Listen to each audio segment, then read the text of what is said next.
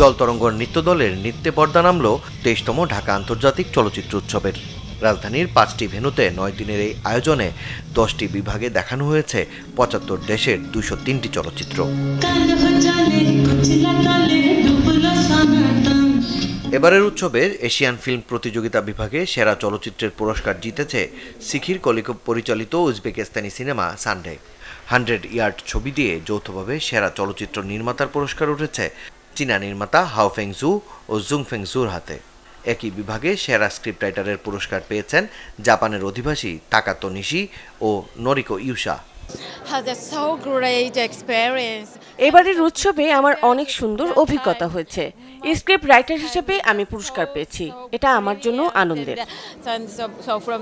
এবারের আসরে best audience award পেয়েছে সৃজিত মুখার্জি পরিচালিত পদাতিক।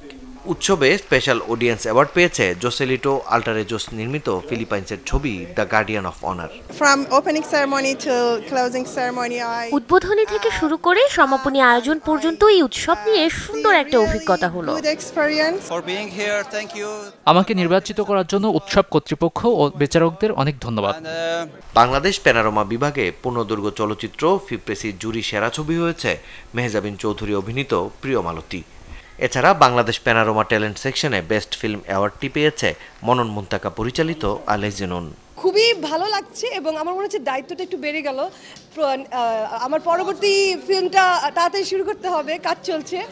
আশা করি নেক্সট ইয়ারেও আমার কাজ নিয়ে আসতে পারবো। আমন্ত্রিতদের পাশাপাশি উৎসবে সমাপনী আয়োজনে প্রধান অতিথি হিসেবে উপস্থিত ছিলেন সরকারের সংস্কৃতি বিষয়ক উপদেষ্টা মুস্তফা সরোয়ার ফারুকী। আমি মঞ্চে যেমন বলছিলাম যে আমরা তো মাত্র অল্প দিনের জন্য এসেছি, ফলে অল্প কদিনে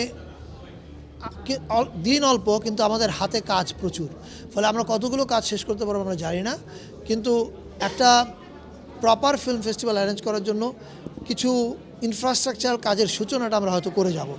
এটা পরবর্তীতে যারা গণতান্ত্রিকভাবে নির্বাচিত হবে, যে সরকারি আসে, আমি আশা করব তারা এটা কন্টিনিউ করবে। নানা প্রতিকূলতার মাঝেও এবারের আয়োজন সুন্দরভাবে সম্পন্ন করতে পারায় উচ্ছ্বাস প্রকাশ করেন উৎসব আয়োজকেরা। বেশ কিছু ট্যালেন্টেড ফিল্ম মেকারের ছবি আমরা দেখিয়েছি। আমার ধারণা দর্শকরা বেশ উপকৃত হয়েছে। স্টুডেন্টদের ফিল্মস এবং আমাদের জুরিরা যে অ্যাওয়ার্ডগুলো দিয়েছে অনেক চিন্তাভাবনা করেই তারা ভালো ছবিগুলোকে পুরস্কার করেছে। এবারের উৎসবে সমাপনী সিনেমা হিসেবে প্রথমবার বাংলাদেশে প্রদর্শিত হয় বলি। মাকসুদুল হক ইমু, চ্যানেল 24, ঢাকা।